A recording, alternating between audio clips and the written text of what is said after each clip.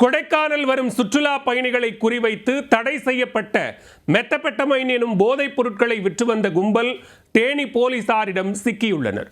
வெளிநாட்டிலிருந்து சட்டவிரோதமாக போதைப் பொருட்களை இறக்கி கல்லா கட்டி வந்த உள்ளூர் குருவிகள் போலீசில் சிக்கியது எப்படி?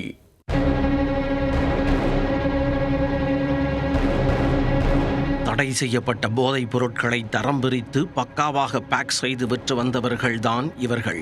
லட்சக்கணக்கான ரூபாய்க்கு டீல் பேசி போலீசாருக்கு தண்ணி காட்டி வந்த கும்பலின் பின்னணி என்ன?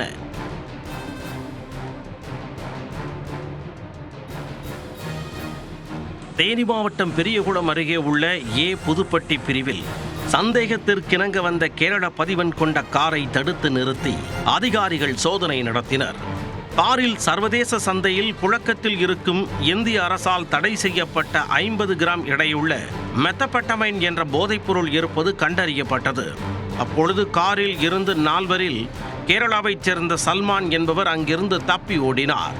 ஏதோ பெரிய அசம்பாவிதம் என்பதை உணர்ந்த போலீசார் உடனே ஆரிப் ராஜா, விகாஷ் ஷியாம் மற்றும் ராம்குமார் ஆகிய மற்ற 3 கைது செய்தனர். பலத்த பாதுகாப்போடு அவர்களை காவல் நிலையம் அழைத்துச் சென்று விசாரிக்க கொடைக்கானல் வரும் சுற்றுலா பயணிகளை குறிவைத்து மெத்தபெட்டமைன் எனும் போதைப் பொருள் விற்றது தெரிய வந்தது. சர்வதேச சந்தைகளில் மட்டும் கிடைக்கும் தடை செய்யப்பட்ட போதைப் பொருளான மெத்தபெட்டமைன் இவர்களுக்கு எங்கிருந்து கிடைத்தது என்றும், மேலும் இந்த போதைப் பொருள் யாருக்காக கொண்டு செல்லப்பட்டது என்பது குறித்தும் விசாரணையை தீவிரப்படுத்தினர். அதில் பிடிபட்டவர்கள் கொடுத்த தகவலில் கோயமுத்தூரில் அன்பழகன், தேனியைச் சேர்ந்த ஆனந்தன் மற்றும் பெங்களூருவைச் சேர்ந்த யாசர் உள்ளிட்ட 3 தனிப்படையினர் கைது செய்தனர்.